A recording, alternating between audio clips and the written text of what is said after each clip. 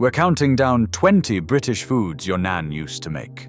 Meals that warmed cold terraces, stretched shillings, and held families together.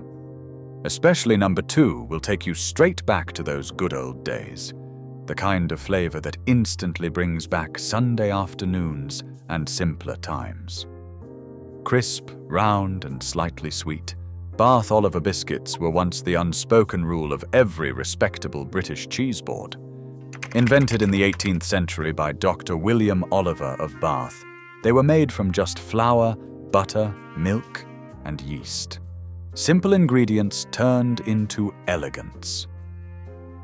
For generations, Jacob's Bath Olivers sat beside Stilton and cheddar during Christmas and Sunday suppers alike.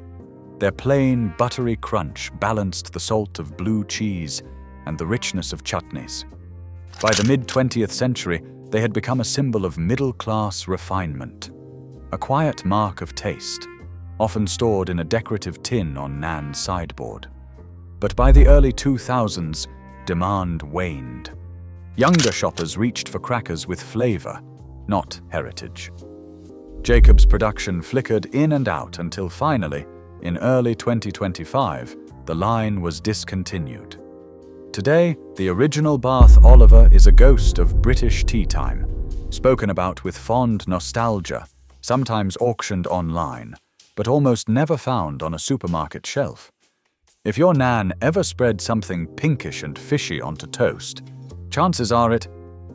Shipham's bloater paste was born in the coastal town of Chichester. This salty, smoky herring paste was once a kitchen staple, packed in small glass jars with the famous paper lid. It was the taste of Seasay's summers and post-war breakfasts, served with tea and bread still warm from the oven. Shipham's began producing it commercially in the late 19th century, using bloaters, whole smoked herrings, mashed with butter and seasoning into a smooth, rich spread. For decades, it sat proudly on supermarket shelves beside meat and shrimp paste. But by the late 2000s, tastes shifted. Fish paste fell out of fashion as the public grew wary of tinned spreads and preservatives. In 2010, Prince's Group quietly stopped production, ending over a century of history. Today, those tiny jars live on in vintage adverts and museum collections, a relic from the age when toast was more than just breakfast. It was a meal in itself. In post-war Britain, few smells were more familiar than smoked herring, and none more iconic than the Yarmouth bloater. These whole herrings, smoked gently without gutting, were a breakfast and supper favorite through the 50s and 60s. Their name came from the way they bloated during smoking, creating a rich, oily flesh beloved by coastal families. On cold mornings, your nan might grill a bloater and serve it with bread and dripping, the air filling with that unmistakable briny scent. They were cheap, nutritious, and plentiful, the perfect food for a nation still rebuilding. But as industrial fishing changed and tastes shifted toward fresh fillets and imported tuna, bloaters fell out of favor. Supermarkets abandoned them for convenience and cleaner packaging. Today you might find them only in Yarmouth's heritage markets or traditional smokehouses. For most, they survive only in memory, the smoky echo of a vanished Britain, when breakfast smelled of the sea and nothing was ever wasted. Mock turtle soup was the Victorian relic that somehow survived well into the 20th century. Originally designed to imitate real turtle soup, a dish reserved for the wealthy. It used calf's head, brains, or other offcuts to recreate the same gelatinous texture. By the 1950s, companies like Heinz and Campbell's had turned it into a tinned staple, its dark broth flavored with sherry and spices. Families served it as a fancy Sunday starter, a touch of old-world glamour in modest homes.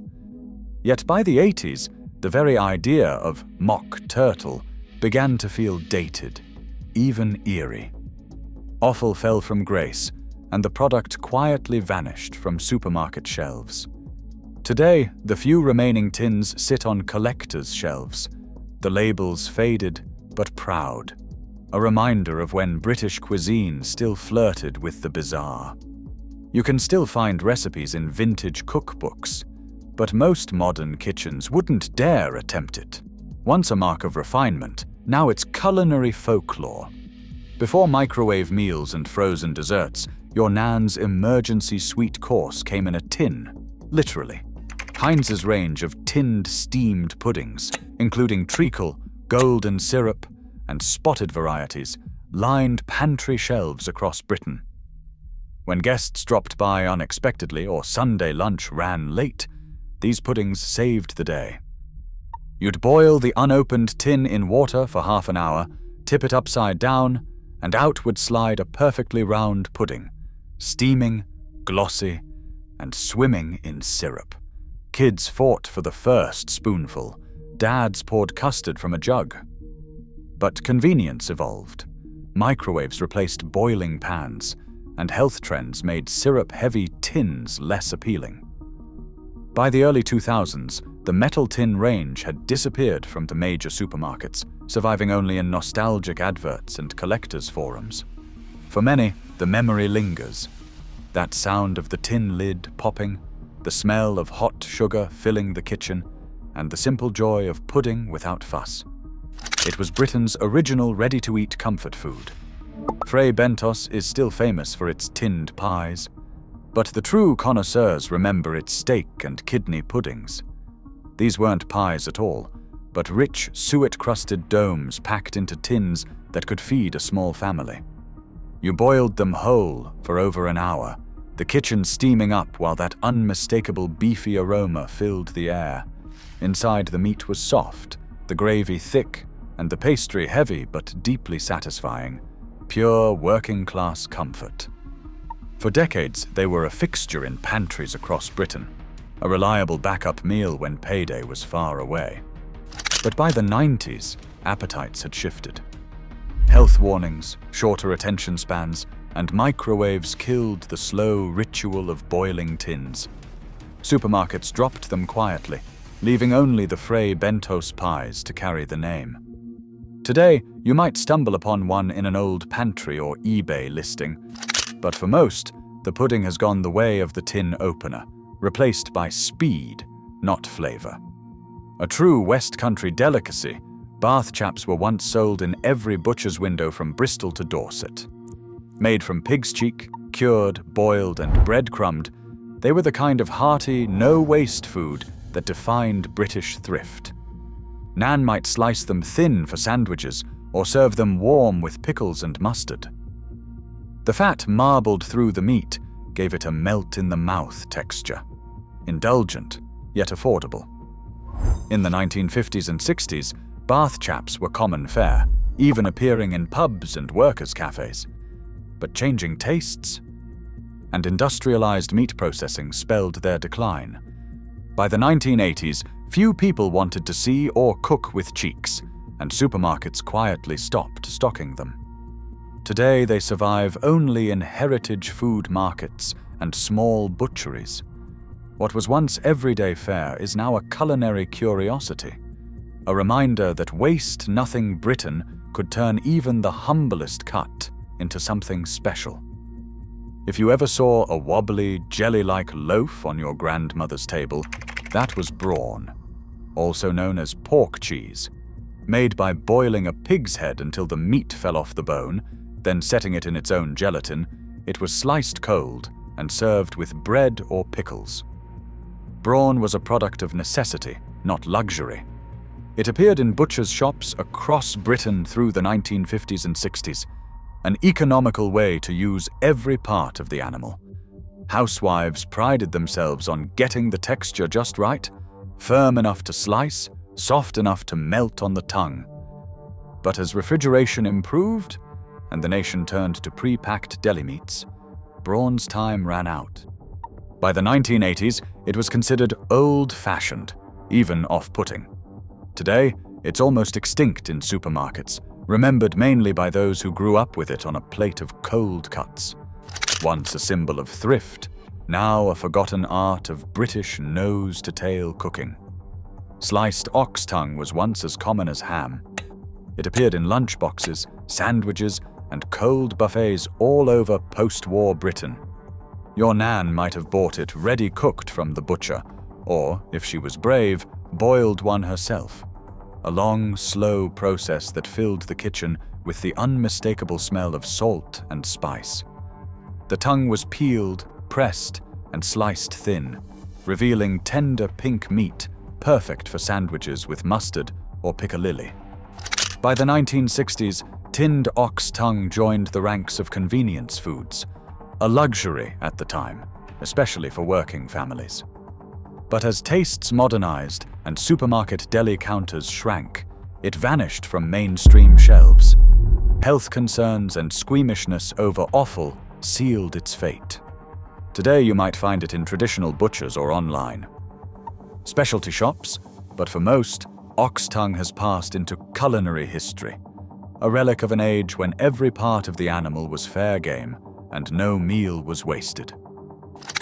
Cow heel pie was the pride of northern kitchens, a dish that married thrift and ingenuity. Using the gelatin-rich heel of the cow, it created a sticky, hearty filling that set like jelly when cooled. Housewives would simmer the heel for hours with onions, carrots, and a splash of vinegar, then top it with pastry for a meal that could feed an entire family for pennies. The result was rich, savory, and unlike anything you'll find today. In mining and mill towns, cow heel pie was more than food. It was tradition. Families passed recipes down through generations, each swearing theirs was the best.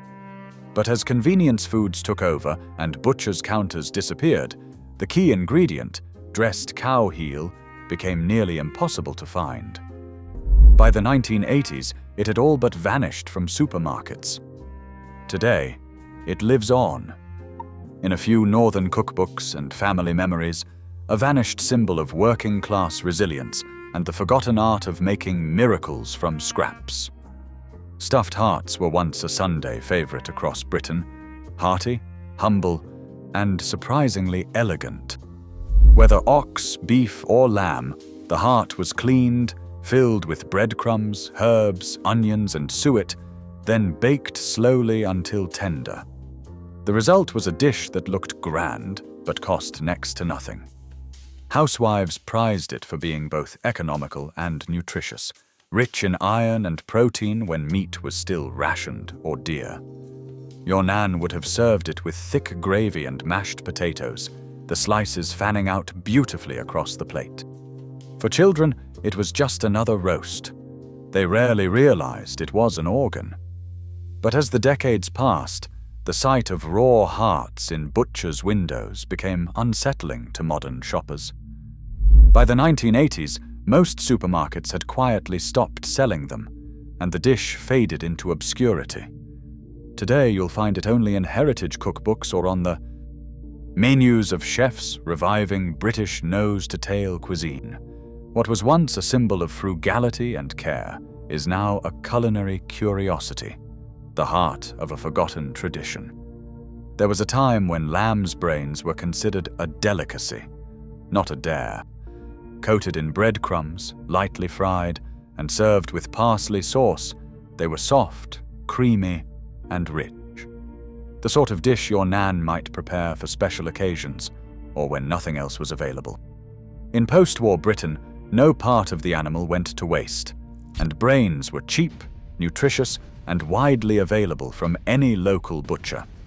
By the 1960s, even cookery schools taught recipes for crumbed brains, praising their texture and value.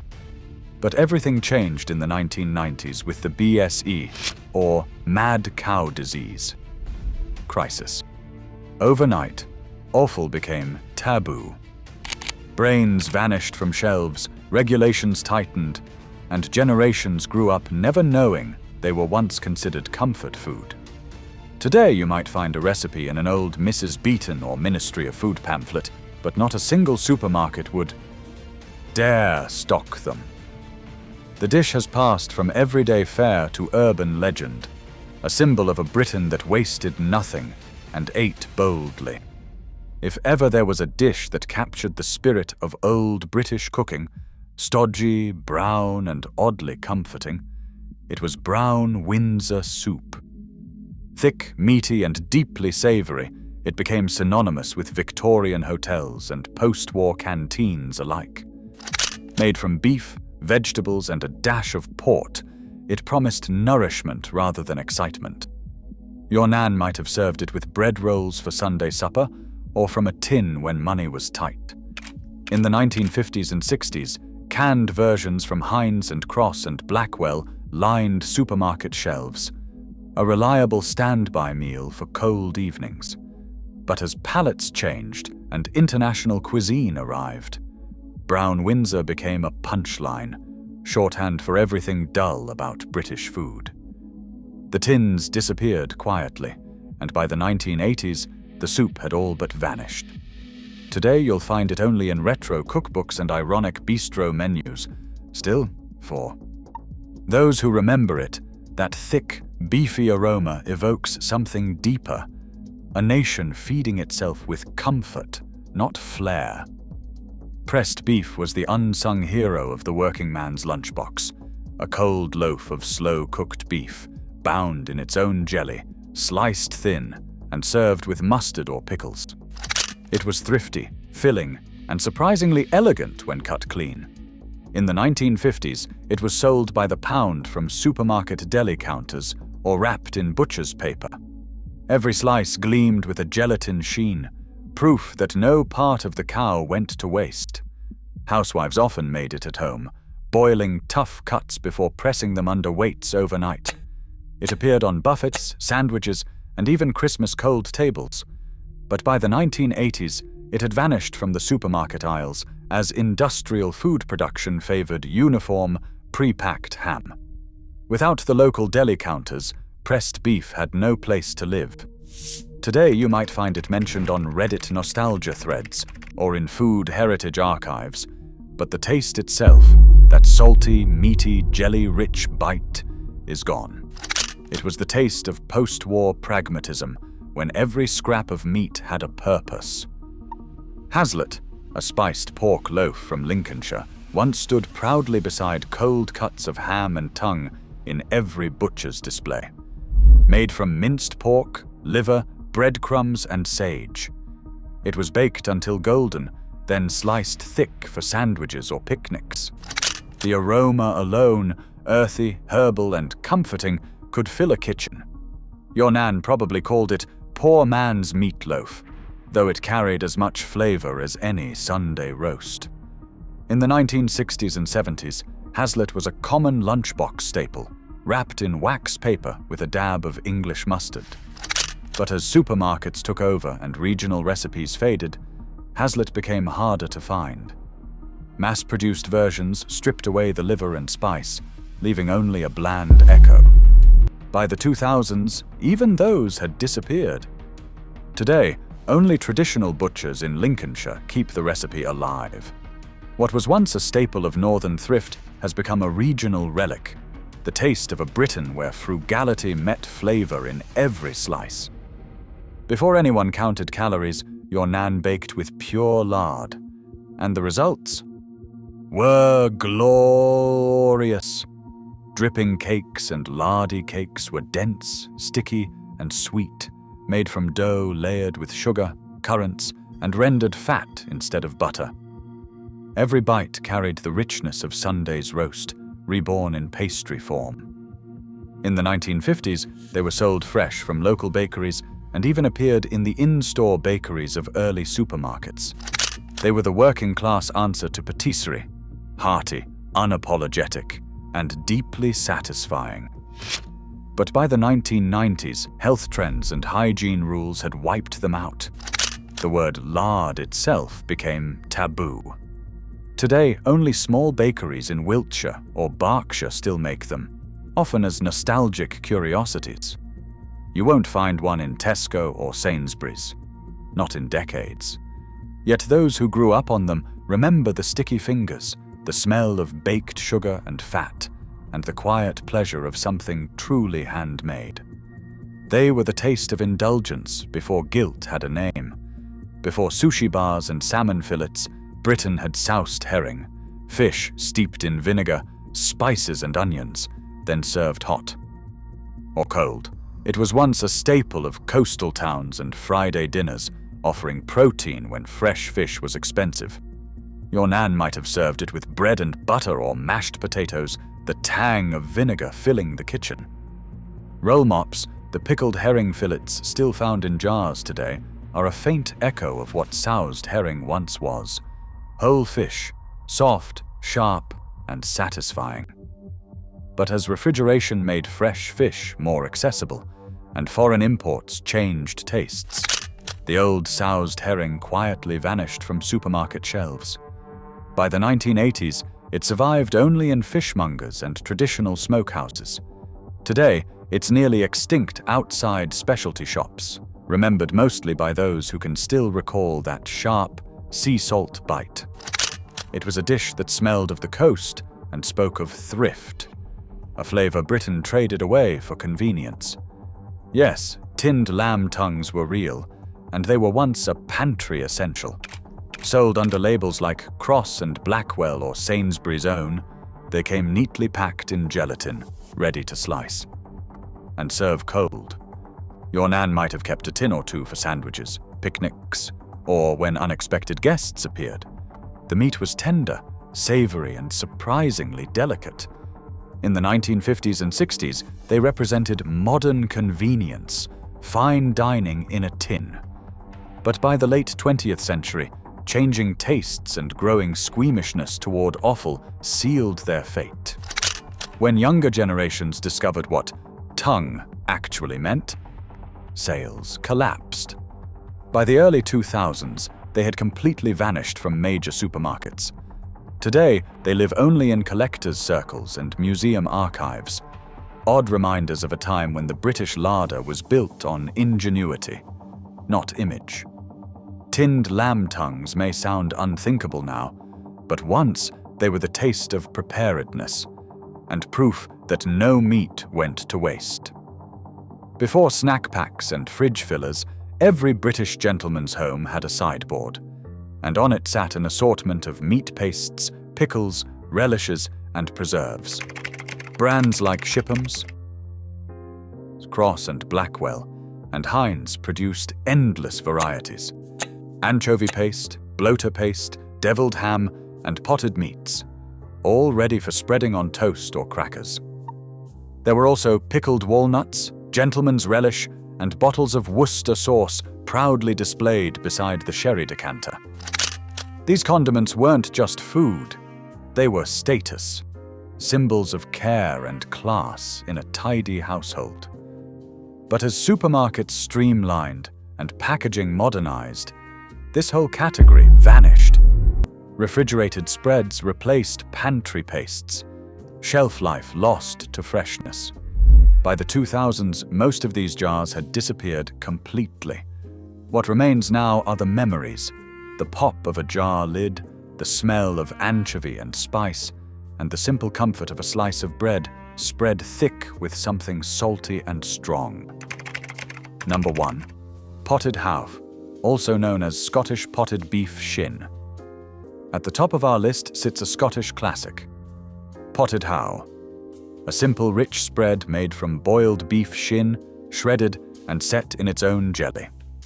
It was salty, beefy, and endlessly spreadable, perfect on oatcakes or toast beside a mug of tea.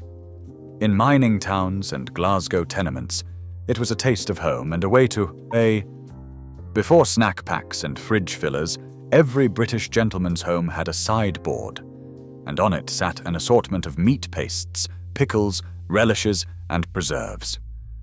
Brands like Shipham's, Cross and Blackwell, and Heinz produced endless varieties.